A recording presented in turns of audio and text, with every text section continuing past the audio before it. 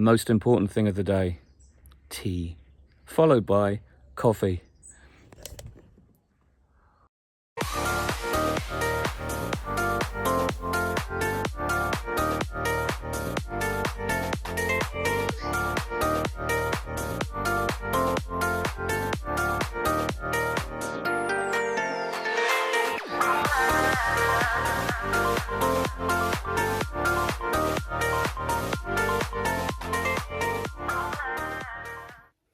Good morning to you all.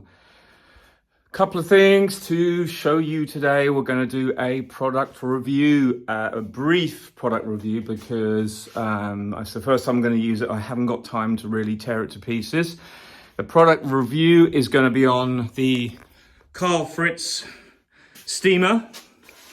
Hopefully come back from the light and you can see that. It's a 3 kilowatt heater that will really quickly melt all my wax cappings that I've been using. I just want to try and get some of them shifted as quickly as possible. Loads in here. Obviously, I'm still extracting. This is all buckwheat, which is really nice. It's so strong and tastes amazing. 3 more, so about 25, 28 supers left of buckwheat to extract there. The rest there is normal summer honey, we call it. And I've got about another 50, 60 supers to lift off this evening or tomorrow morning. And then I've got to put pollen sub on and take the bee escapes off tomorrow, because Thursday it's going to absolutely pour down and be really atrocious weather. But after that, it actually isn't that bad. So the rain is very welcome. The problem I've got is trying to dry my supers and keep everything flowing, because time is running out, because next week we're going on a road trip to the UK to visit some UK beekeepers, which is really cool. So my mate Ollie Nolan from Ollie's Farm, who I visited in March when I went to see his setup in Ireland. You remember the video. He is coming over here Thursday next week, picking him up from Nantes Airport. He says flies are direct from Dublin. Then we come back here on the that's Thursday. On the Friday, we're driving all the way to Quimper, pronounced Quimper if you're a really bad Brit, but it's actually pronounced Quimper. On the Friday, we're going to Quimper. There's a big bee exposition, or a bee show, the only one that's been on for a couple of years around here. And basically everyone's going to it. So it's going to be a really cool day out, because it's going to take us like 2.5 hours to get there in the morning. So it's an early start, but it's a full day. There's a lot of people displaying. I'll be there doing videos and hopefully interviewing a couple of the guys on the stands, because I'm looking to get in a small mini crane for my workshop, where it's going to be built very soon. And I'll be visiting hopefully quite a few people that I know and having a good chat and just basically getting together.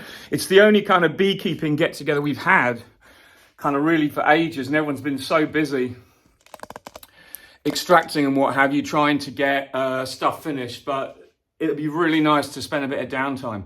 So after that Friday, we come back here for a couple of days. Sunday, we're on the boat overnight to the UK, arriving at Portsmouth. Following morning, we're driving up to see Gwen and Griff at Honey. So we're staying there for a couple of days to see Griff and his wife, Anna Harrod. And we're going to be staying there and visiting beekeepers in the area. And then after that, on the Wednesday, we're going further up to the UK, inside the UK, to visit some other beekeepers. But watch this space. I'll post that all about later when I'm doing some videos there. So, it's all crazy. I honestly thought that I wasn't going away for a week and a half to 2 weeks, but it's now next Thursday it all starts. So I'm frantically trying to get things finished. It's probably a good thing, because it's given me a bit of a kick up the backside to try and get everything finished. I'll be glad just to get this place cleaned up and not have to worry about it and let it all cool down, because I've been heating this place solidly for over a week, trying to keep the temperature up, and with the cold nights it works out a little bit pricey, but obviously it's well insulated, this roof, but you know what it's like, it still costs money. So without any further ado, let's go and look at this Fritz wax melter. So I didn't know what to get when I was looking at wax melters, okay? I decided on this Fritz steam wax melter, okay? I bought this one because I was looking for something that was electric. But the problem is the one I really wanted that was even bigger than this was a 3-phase model. So I have got 3-phase at the house, but to be honest, it's another tariff you have to pay for, and you can't just use 3-phase and then not use 3-phase. You have to get your wiring changed, and it's a lot of hassle. But this machine is actually a good compromise because it's got a 3-kilowatt heater underneath. Let's have a little look underneath here. So there's your heater, okay? And that's where your water goes on. So you put your hose on there, okay? And when everything's full of water, you turn the machine on and it automatically tops up the water level inside and makes sure there's enough water to run the steam. Okay, that's the outlet for the water if you want to drain it that I've got to turn off. I'm going to connect this all in a minute and you can see it. There you go. Really nice piece of kit. So inside, let's have a little look here. What I do like about this is you can take this off and this doesn't fall to the floor. It's kind of quite civilized. It's well engineered. It's all stainless. Pop that there for the moment. Let's pop that on the ground, on the grass. Inside, it's still sparkly clean. Look at that. Of course it is, because I haven't used it yet. This is the first use. I'm going to load this up, completely mounded up with wax cappings, because I've got loads to use and I want to run it at least once. And the idea is basically under here, you have a big rubber seal. And when the water's hot enough, it comes up, steams up, and your wax runs out that tube in the corner. And then you can lift this out and clean all your rubbish out. Now, I'm obviously being what you call a bit of a wax snob today. I'm only melting posh cappings down, darling, that are going to be nice and clean. So I'm probably going to run this just to get it done, and then run it again straight after, without really cleaning it out. I might give it a quick whiz out, but I won't have much to clean out because wax cappings are generally clean. But what I've done here as well is something different, okay? Something different totally. So always wear your gloves. That's the Fritz logo if you're looking to buy one of these. But I've done something different. Now I know that when this wax comes out, it's quite a cold morning. It's not frozen. It's only about 6-7 degrees. So it's not cold, but it's going to inhibit the wax. And as soon as it comes out there, it's going to start to solidify. And I know from previous workshops when we've used wax melters, as soon as the wax comes out, unless you can keep this box covered, you often get a bit of wax, not crystallizing, but solidifying is the word, right here. All different stages, and it might not be a good block. So if you cover it over, you keep the steam in, okay? So if you keep the steam in, the whole bucket warms up and everything is kept warm while it all pours out, if that makes sense. And what I've done is this is what I use for my straps around my nukes. It's rubber from Rubber Tires. I've got an absolutely rake of it. I probably need to make a bigger one that actually fits the bucket better, or raise the bucket up a little bit, just a little bit, so that it seals better. But when this warms up, it'll fall over here pretty well, and it should do the job. Now,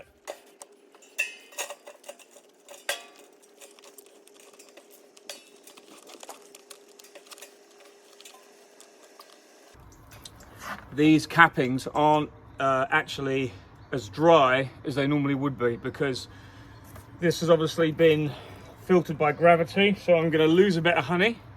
But don't forget, the honey that I get out this wax and water when it melts will be usable to feed back to the bees. So swings and roundabouts. So I've just topped up this already, and you can hear the kettle-like noise. It's already started to do its business.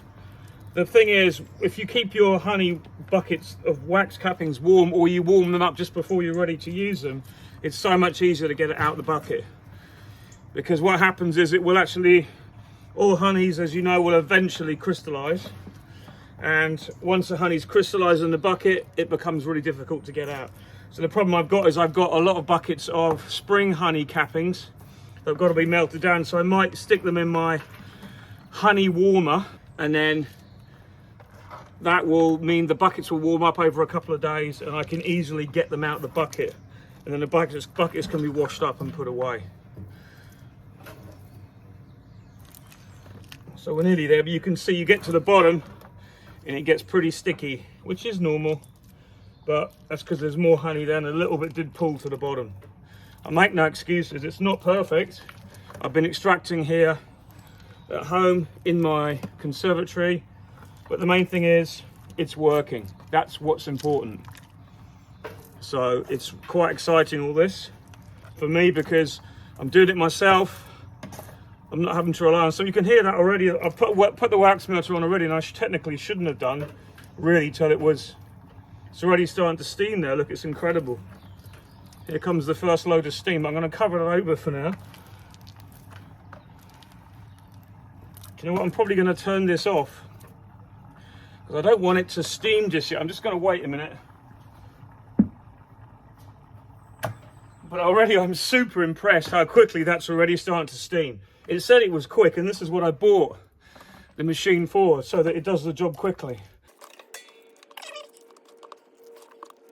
I'm just super impressed how quickly that's starting to heat up. And what I'm going to do also, this whole exterior of the wax melter, I'm going to insulate. And you can buy a thermal blanket that you use for putting on stud work of awkward areas. And it's like about that kind of thick. And it's layers and layers, and you can make a nice blanket for the outside of your wax melter.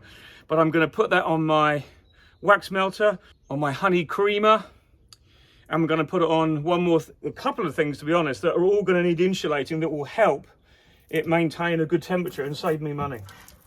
The thing with all these products is they're great and they rely on electricity, but at the end of the day, you just got to pay the electric.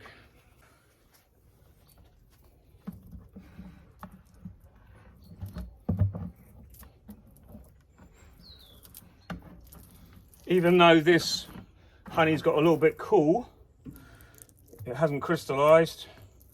It was only extracted 2 days ago, so it's easier to get out of the bucket. And that's why I said before about having a few nice scrapers like this makes your life so much easier.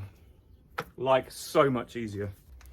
So you can see the top part here, they're a lot drier. So obviously a little bit more honey has gone down lower, but it's doing the job. Needs must.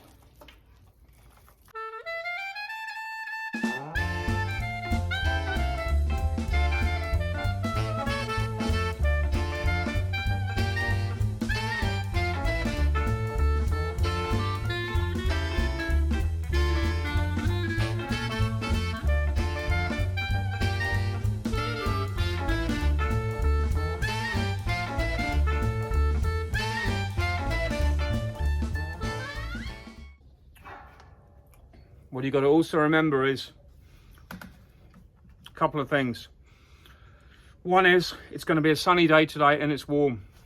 So there's going to be a lot of bees flying if I left this out. But obviously it'll be steamed very quickly. And there will be bees attracted to the area, because as soon as they smell that smell of the steam, they are going to be like a flies round a pile of you know what. But anyway, just to say that. So the other thing I wanted to talk about was the size of wax melter. I mentioned it just before, but the other reason why I got this one is not because so much that it takes a large quantity. Was my previous wax melter I used to use at the workshop would take up to about 32 Daden frames, and this is probably going to take about 16, so almost half, but 16 across the middle. And that will give you stuff for other wax around. So what I'm saying is, even though the capacity isn't as good as it was in this machine, it's doubly efficient because it's quick. You can run a quick load that you might be able to do often, rather than having to spend, because it was at least, so you'd load the previous machine, you'd light the burner, you wait an hour to an hour and 20 minutes till it was ready, and you'd have to be next to it all the time. With this one, it's more efficient and you're less time wasting, and I just believe that even though the capacity is less, you actually probably are more efficient because it's electric and you haven't got to worry about gas. Okay, gas might be slightly cheaper, but it's less efficient, if that makes sense. So that's what I'm working on. That's why I chose this for now. I might well go back to a gas one. The other problem is with gas is you need somewhere that's not in an area that is dangerous. You've got to have like what we call like a blind shed, I call it, like an area where it's kind of inside really, because you get loads of steam.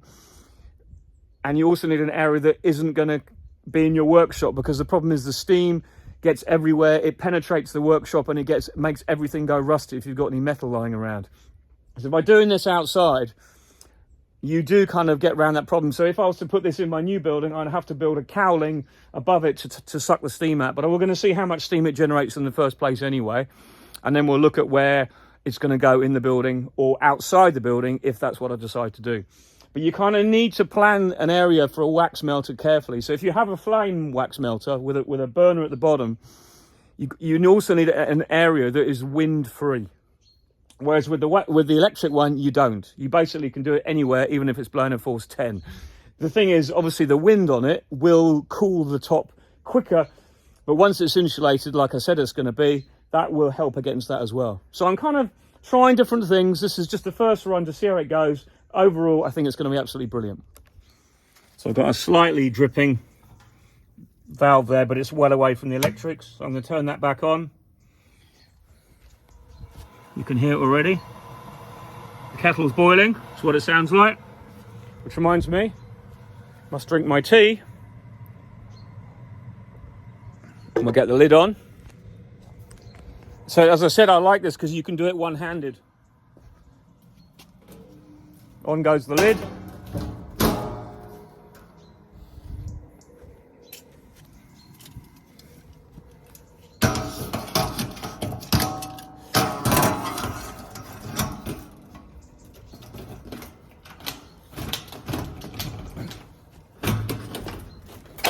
And there we go. We are running. I need to get that geeker fitting just sorted out, but nothing major. So incredibly, I was literally just looking at the previous video I just shot, turning it on, and within 3 minutes we have wax coming out already. Isn't that just amazing? As and when it needs a little bit more water. It's like a kettle that just keeps boiling, or one of those ever boil kettles you might have in a big canteen or somewhere that you've got constant boiling water. So it just continually produces steam. And look at this, it's positively hosing out in here. So yeah, and that's nice and warm. That's forming a bit of a crust, but it is what it is. Don't forget I can do a second melt if I need to. But that's getting nice and warm now. The whole thing's going to take a while to warm through, but it is just so quick how it works. The top there is really hot, so I know the bottom hasn't melted all that wax yet. So it just shows you how quick it's working. It's amazing. I'm super impressed by this. Another thing to note is, I was thinking maybe I need to angle this forward so pick up the back leg there. But obviously look at it. I didn't even see this. So well designed, it slopes beautifully so that the wax all over ends up out the front and you haven't got to... So we are 40 minutes into the melt. I've changed the bucket once. You can see maybe one downside is the wax melts very, very easily, but it doesn't warm the whole thing up until you get to this stage. This is the second tub I put under. But look at this. This is exactly what I wanted. See, I spilt some wax when I didn't realize how difficult it was to change the bucket and how quickly the bucket would need changing. But this is so super hot now. Look, it's empty, but this is exactly what I wanted. I wanted that whole bucket to get steamed. So for this melt, the whole thing is like perfect because the actual wax is kept hot and it all kind of condenses into one big melt. So when I I've let this cool, which I will do now because it's finished. There's nothing more coming out. So I'll just let that get a little bit warmer for a little while, sealed over. This is exactly what I wanted. And I'll take it off and I'll chuck another load in and get that melted quickly as well. I'll probably empty out my sump in there and get a next loading because I've got a couple of spare buckets. But I have to say, I'm overall, even though the first melt wasn't as hot as I'd liked in terms of the bucket afterwards, I'm super impressed by the machine, because I know that when we normally melt wax and old foundation down, we will have no more than half a bucket. So I know that when the wax is finished, this is exceptional, because when you have cappings, you have a lot of honey, and well, maybe not a lot of honey, but for me, a lot of honey with it. So it's gonna make it come out very quick, and the cappings, you have lots of cappings and lots of wax. And this will only happen twice a year when I do that. So if I have to remelt that down, it doesn't matter. But what I'm saying is, when I do a normal melt, with the history, how I know it works, if you filled that up, you wouldn't get more than a bucket of wax, or even half a bucket. So I know that the steam coming out under normal conditions will be enough to really heat that bucket up like it's done now, and warm everything, so it makes a really nice little ingot of wax in one go. Okay, so now I'm going to turn this off and I'm going to let that cool, and then I'll empty the wax out maybe this evening and show you what the wax looks like. But you can see the heat here. This is the wax I spilt, and it's melted even through the rubber. It's melting all the dust. This is exactly what I wanted, so that it's steaming through that bucket, and it's a little bit extra electricity, yeah, but you're just paying for the steam to do its job, so that bucket's going to stay really hot, and it will make a really nice finish to that wax ingot. And that's what it's all about. So I'll give it, at the moment, I'm giving this Fritz wax steamer, I'm giving it 100 out of 10. I'm super impressed by it, with its efficiency and its speed. So they both are off. I'm going to undo this now, taking the top off. That's not hot. I should be wearing gloves, but just to show you, that's all you get left inside. I'll probably just whip that out with the scraper, but to be honest, I can put another load of capping straight in and it won't make any difference just with this first go. Then I'll take it out and clean it. See, the bees love it already. They can smell it. But I'll move them inside after. As soon as I've got a good capping of dried wax on the top, it'll take 12 to 24 hours for that wax to really cool down properly.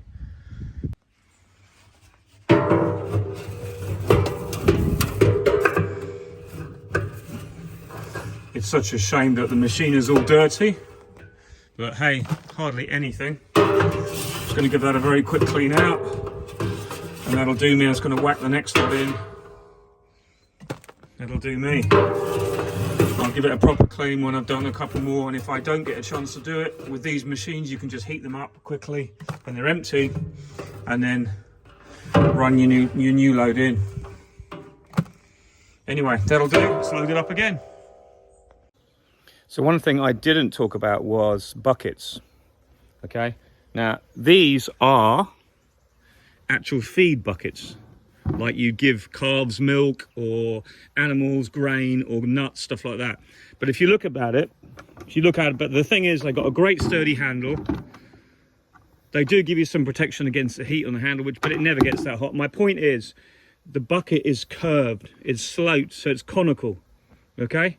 V-shaped, if you want to call it. And that's critical, because if you use buckets that are like a bowl or anything with an equal sides, getting that wax out afterwards can, not always, but can be tricky. Obviously, wax generally does reduce in size when it cools, so you do get a little gap around the outside. But if you have a bucket like this, you can always get your hive tool down the side or push it down, and often there's a lot of, when you're melting this, for example, wax cappings, there's a lot of honey, and there'll be about probably 2/3 that will be honey in the bottom of the bucket. And you can push it down, and often you can just lift out the wax, and it's dead easy. But you make life so much easier for yourself if your buckets are V-shaped.